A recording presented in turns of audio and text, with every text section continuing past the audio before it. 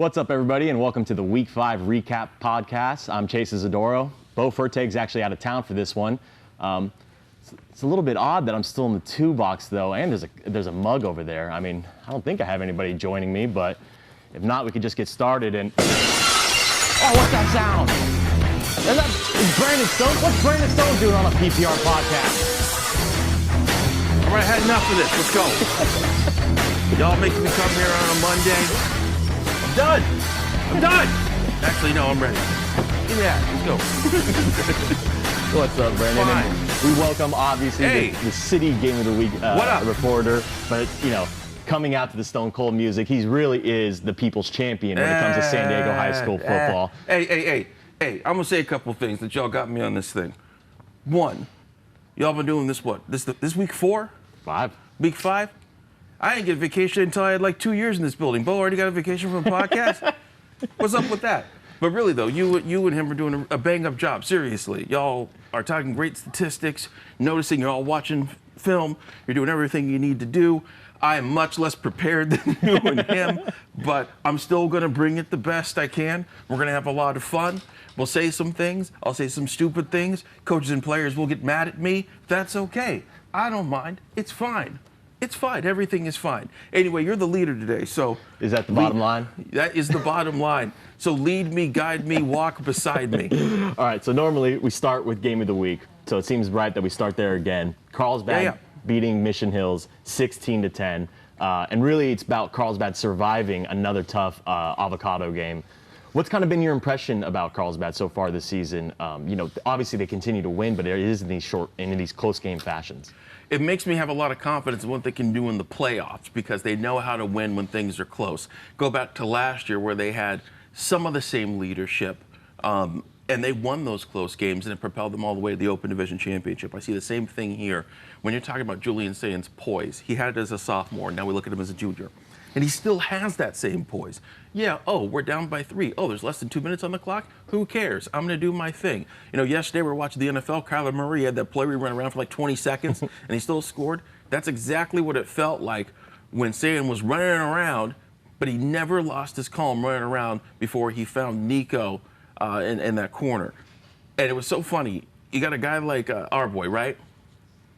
When Sayen goes to Michigan, and he goes to Notre Dame, and they take the pictures, you know. They're all sitting there taking the pictures. Look at me, football, you know, all that stuff. By the way, did you read the Arch Manning article at all? Yeah, about how much they spent. That was a great article. People were sitting there going, oh, this is a hit piece. No, that's the best piece Texas ever got released on him. Yeah. 48 hours of grandiose. We're going to give you pretzels at 2 a.m.? Yeah. Greatest article. Anyway, that's not about what we're talking about right now. The point is, Nico was the other guy in the pictures. Yeah. There's a connection there. So when he hits him, no one's surprised. And then you're going to Rosenblum in the end zone, right? Yes. That's another guy. They worked on that play. They're working on it when we were there for their spring game.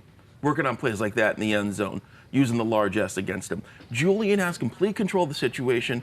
Thad and company have control of the situation. And they win those big games in the end because that's the kind of school and that's the kind of group that they are. And I feel like, you know, there's sometimes when I see the score and I see that they won, it feels somewhat lackluster. I don't know if it's the pedestal that I've put them on, but at the same time, I've also been saying El Camino, I love that team. They can beat anybody. Same with Mission Hills. They can beat anybody if you give them the chance. So, you know, I should be rewarding Carlsbad for coming out with the win, even though they are these close victories. I still have faith in this Carlsbad team, especially because they're going to get one of the best players in the county, in my opinion, coming down the stretch run.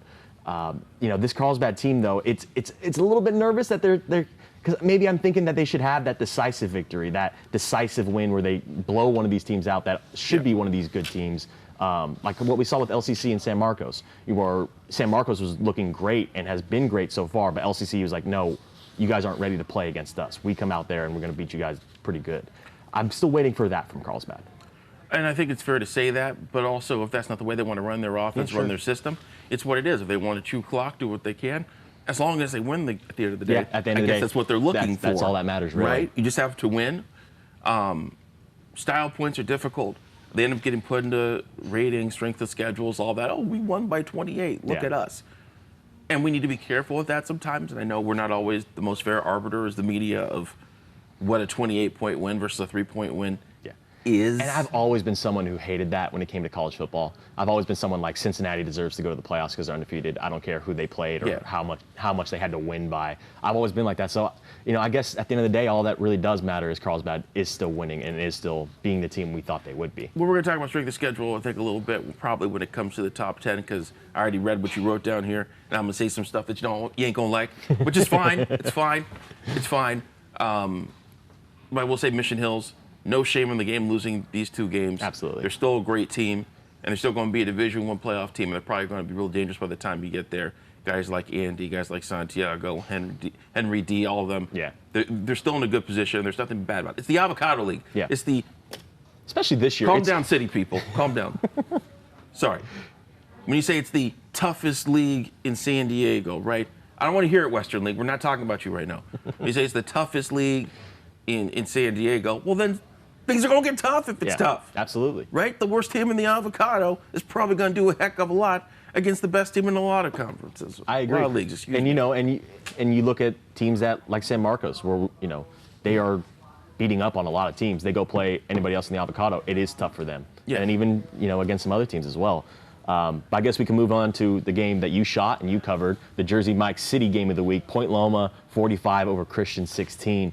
What was your takeaway from actually getting able to watch this Point Loma team? Because I've been so far impressed with them this season. Boy, am I glad that you asked that question. We're going to start with a rousing defense of Joel Allen. This may be the most thing I'm most fired up about to discuss, okay? 2 years ago, Joel Allen made a very difficult decision. 2 seasons ago, 3 years, whatever it is. Made a tough decision.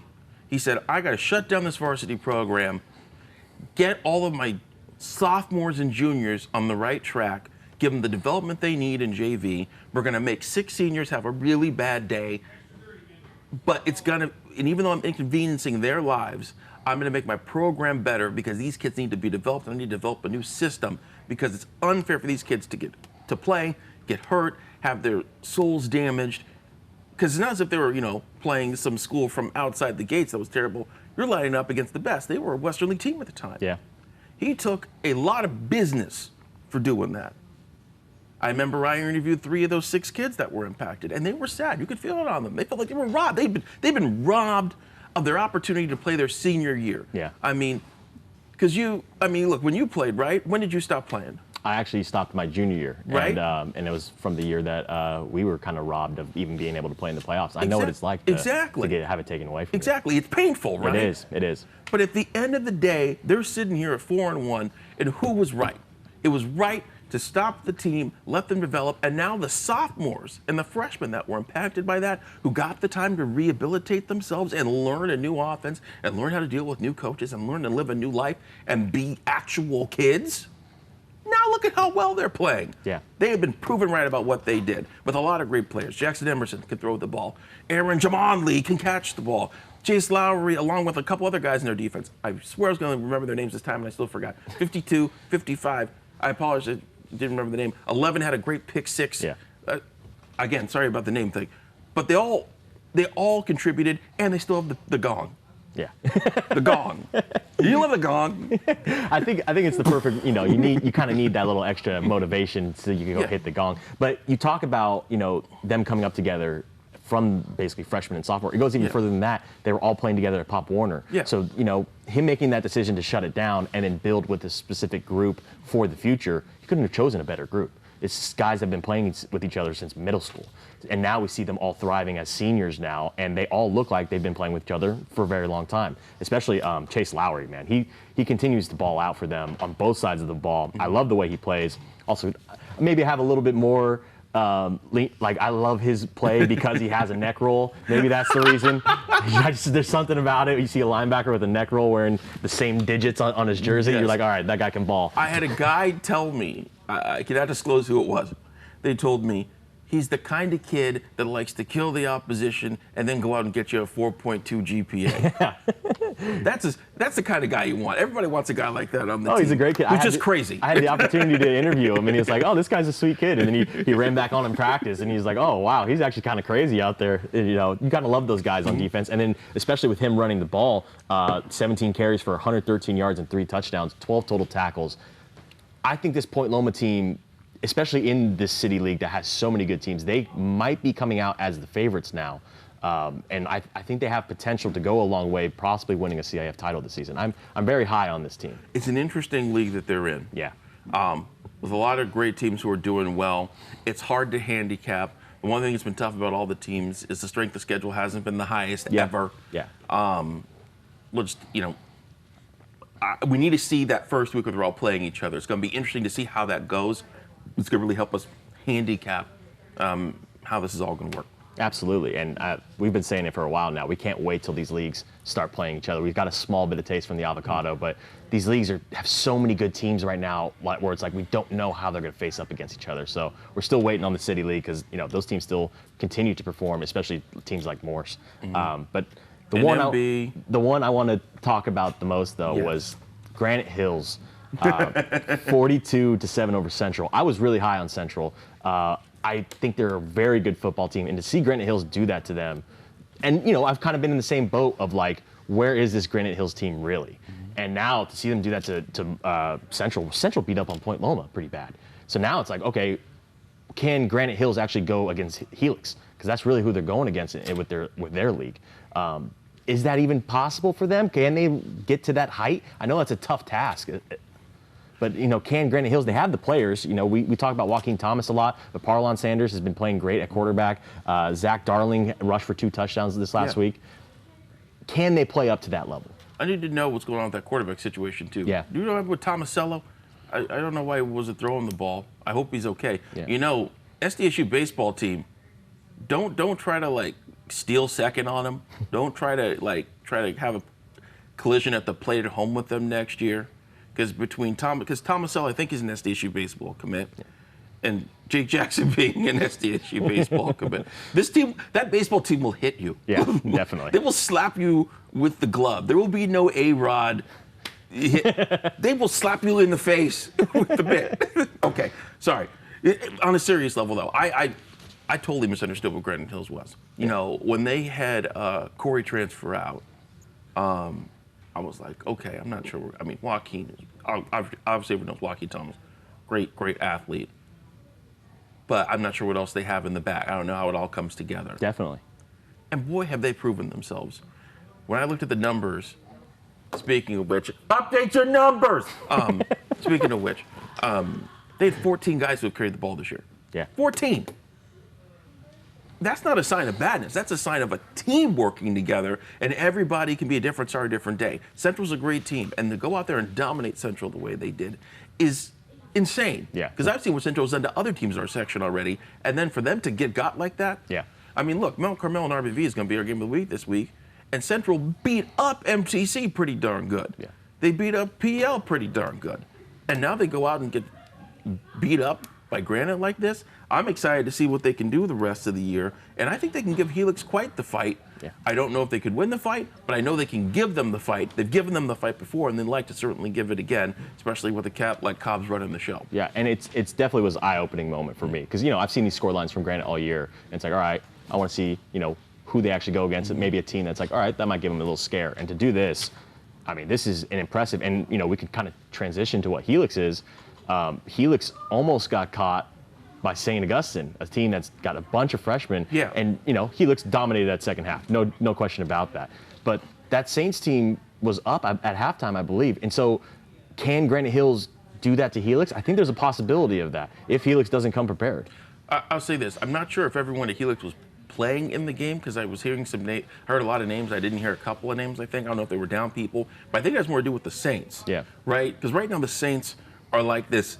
They're like a lottery team. Or should be like an NBA team where they got a bunch of lottery picks, and nobody knows what to do yet. It's just all these 7-foot guys, they're just born and they're just gangly and they don't know what to do, and they're just trying to figure it out. When they all figure it out, it's going to be real dangerous. Yeah. So really, it's just sort of like the little peak of okay, this is what Saints will be able to do a year, 2 years down the line, and look impressive, which is why that modern day game is so interesting. Yeah, it is. It really is. And I think we'll get to I think the rest of the season too, with Saints playing so many teams that are vying for top spots and playoff spots.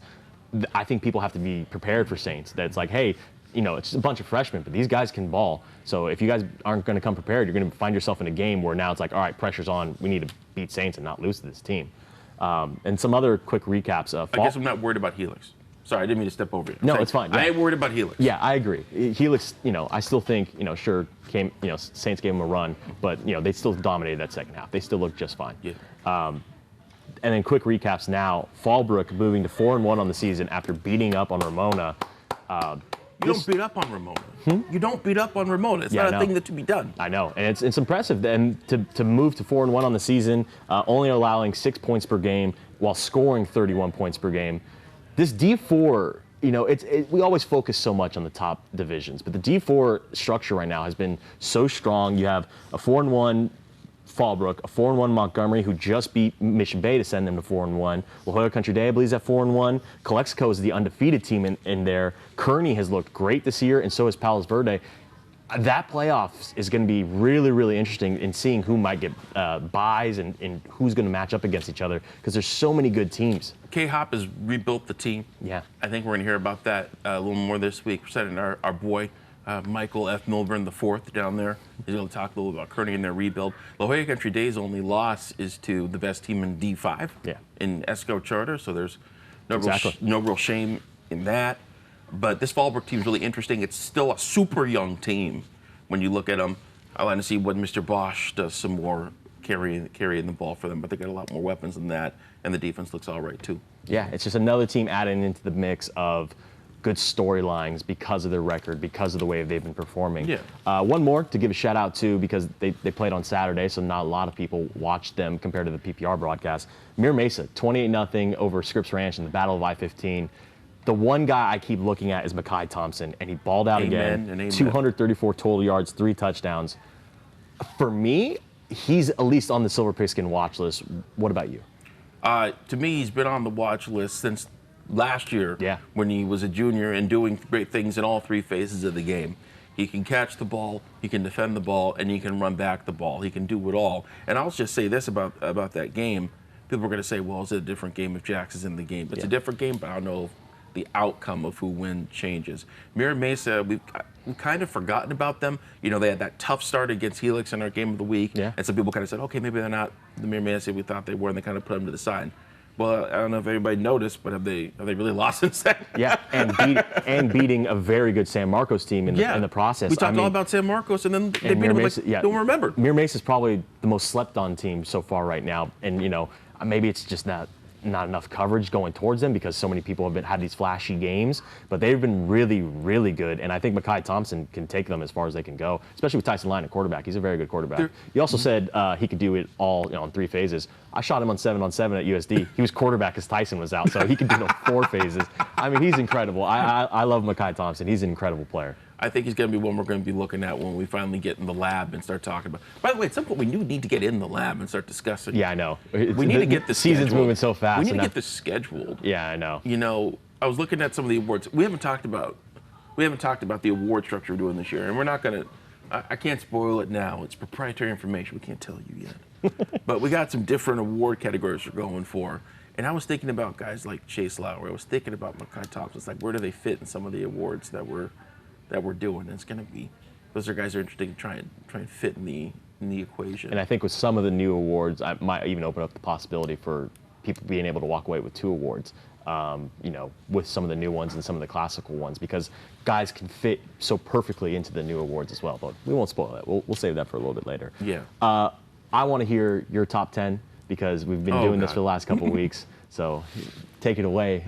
Who do you feel like is the best right now in San Diego? I'm going to stop and say I'm not going to give like a full 1 through 10. All right, ahead. But I will give some things. Okay. Okay. I'll just say this straight up. Hold on. Prepare the tomatoes for my declaration. I still have Cathedral number 1. I don't care. I don't care. I already hear y'all. But they have 17 losses. I don't care. They beat everybody they needed to beat in the county. The teams are losing to outside of the county are top 10 in this entire darn country. Yeah, played a great game against De La Salle. And I was going to say, if De La Salle is the meter for where they're at, right? Yeah. Higher state power, and they're only losing by 8. Yeah. And at one point leading in the game, I think. Yeah. Just like they were leading 14-0 last year and almost got that one off. I'm sorry, they're still number 1. Strength of schedule. St. John Bosco, right, and Mater Dei Santa Ana, their strength of schedule right now, I think, is 58 on the Max Prep scale. And Cathedral's is darn near 51. Yeah. How am I supposed to margin that against these other teams that we're discussing whose strength of schedule is, some of them is negative 11? Yeah, exactly. I just don't want to hear it. When they lose in the county, then I will go, boop, boop, boop, boop, boop. But until that happens, I'm not. I'm just not. And with that, because as I'm sure you're going to go through, if Cathedral's 50, guess whose strength of schedule is 40? Mater Dei. Yeah. So I cannot keep them out of the top. I cannot justifiably throw them out of the top 10 yet. This Saints game is going to be the most important game for where their metric is. Absolutely. So for me, they're still in the top 10. And then right now, I think I have them that collapse. I think right now I'm giving Lincoln the edge over Carlsbad because of the Mater Dei situation. Compare them.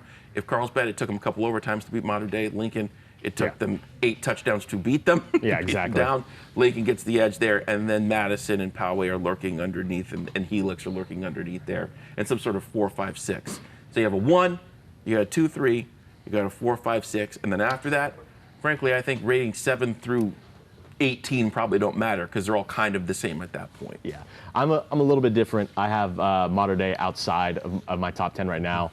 I still fully believe that they are a top 10 team in this county, top 10 coaches, top 10 players, all of that. Yeah. But until they get a win, I can't justifiably put them in there. It has nothing against them. It's just, when other teams are 4-1, I get that they're not playing the biggest teams. And like I said last week, 95% of these teams I have in here, they would have been 0-4 as well. You heard it here first. Chase has something against Mater Dei. Let me write that down. Chase hates Mater Dei. I'm gonna hear it at the family function. Wow. Thank you. Wow, you all, unbelievable, guys. Unbelievable. But I was also on the standpoint of until Cathedral loses, they're number 1. I changed that last week with Lincoln, and I still have Lincoln as number 1. That was an impressive win over Mater Dei, and a great win against Steel Canyon again. I still think they're number 1. I have Cathedral still at number 2, Madison at number 3, Carlsbad at 4, and a Helix at 5. I had Helix at 4, Carlsbad 5. Just a little bit nervous with Helix, with the Saints thing, and I think, Carlsbad having to take down Mission Hills and El Camino, I think they deserve to go up 1. I still think Madison might be a little bit better than them, though. Maybe I'm still high on Madison, that being, but I still think they might be the number 3 team. I'll put it this way. I don't want to skip. I know we're going to talk about the games that week coming up.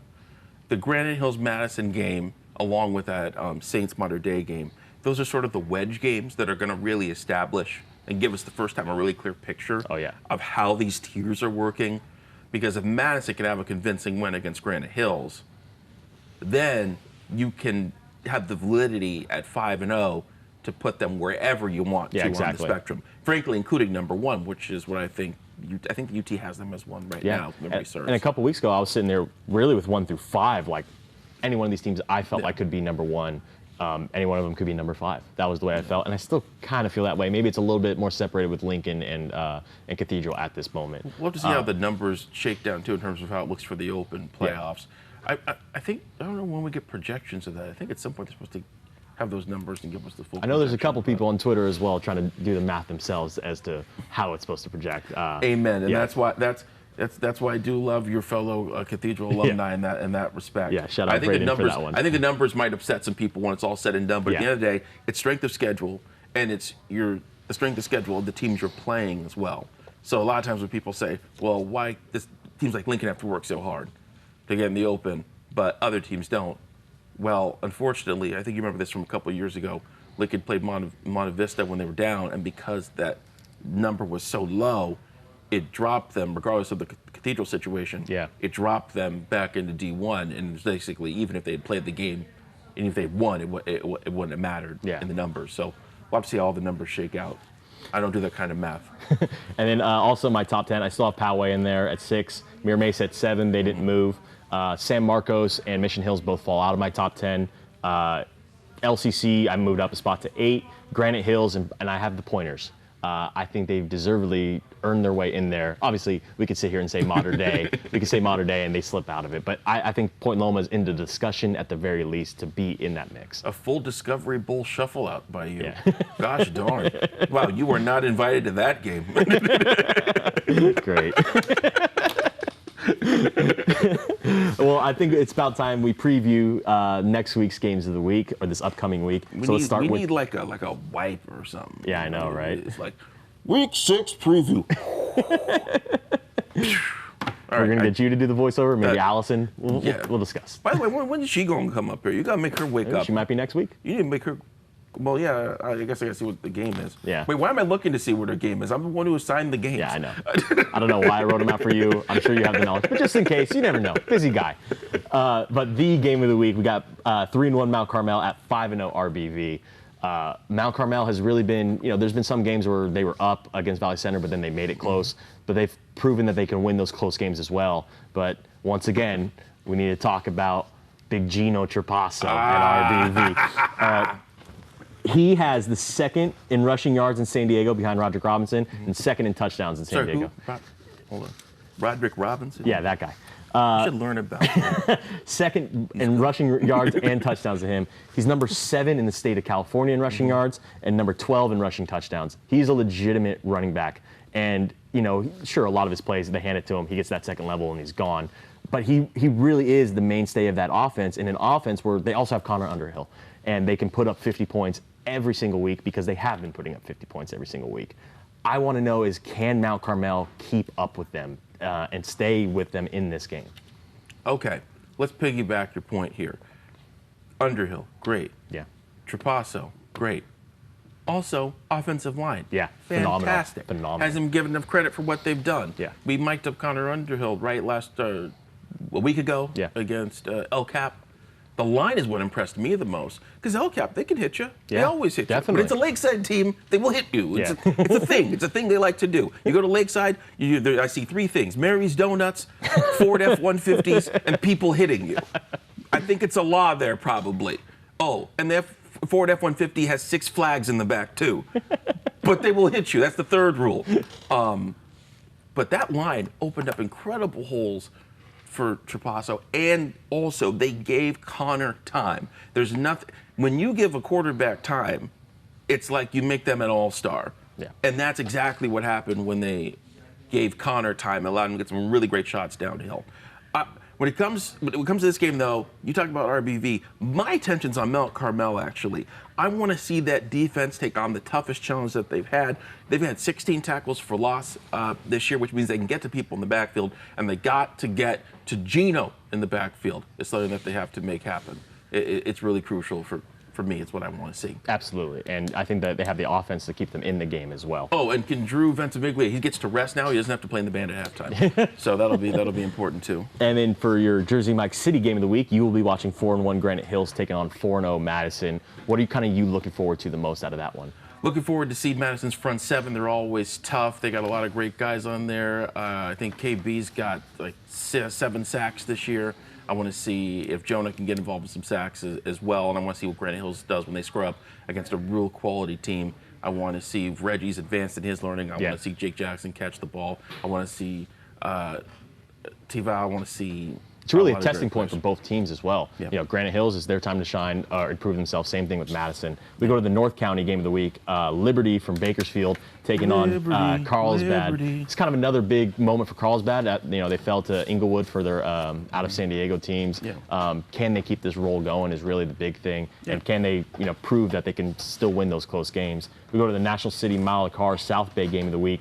3-1 Crawford at 2-3 San Ysidro. Crawford's been kind of, showing up almost every single week on the plays of the week side. And then San Ysidro as well, they're going to be hosting this game, so it'll be a good one for the Border Boys, kind of prove themselves. The boys of the border. And then what do you think about the El Cajon Ford East County game of the week? We got a 1-3 Servite, but it's Servite taking on 4-1 You Helix. say Servite's record, it doesn't matter. Yeah, exactly. I'm interested in, when it comes to Liberty and Helix, Liberty and Servite, we put them at the top because it's 2 teams that are in the top 40/30 in the state, going against some of the best representatives of our county. Those 2 are going to be great litmus tests for what we can do when we get to playoff time. We're trying to get state championships around here because there's a good chance that Carlsbad and Helix could be fighting for 2 of those 6 spots. So that's what I want to see. I want to see how they do. Definitely. And I guess for our final points here, Yes. we got this and shout out to Bo, he was the one that sent this to me, but Mar Vista's Sydney Pacheco got an interception against Claremont in their win over Claremont. So shouts out to her. Incredible interception for her, and we love to see that. Go on, get down, girl. Go ahead, get down. And then coaching milestones as well. RB's Coach McCoy ties the most win in school history. Coach Tracy McNair of Morse got his 100th win. And Coach Ron Berner of El Cap is sitting at 99 wins. So claps off to you. And Cobb's tying the Cobb's best coaching. Oh, yes, for Granite Hills as well. So hats off to you guys, and that's going to wrap it up for us. We got to go because Vince is telling us to leave. And we'll see you next week. We're saying important things, but we got to go. Good night and good luck.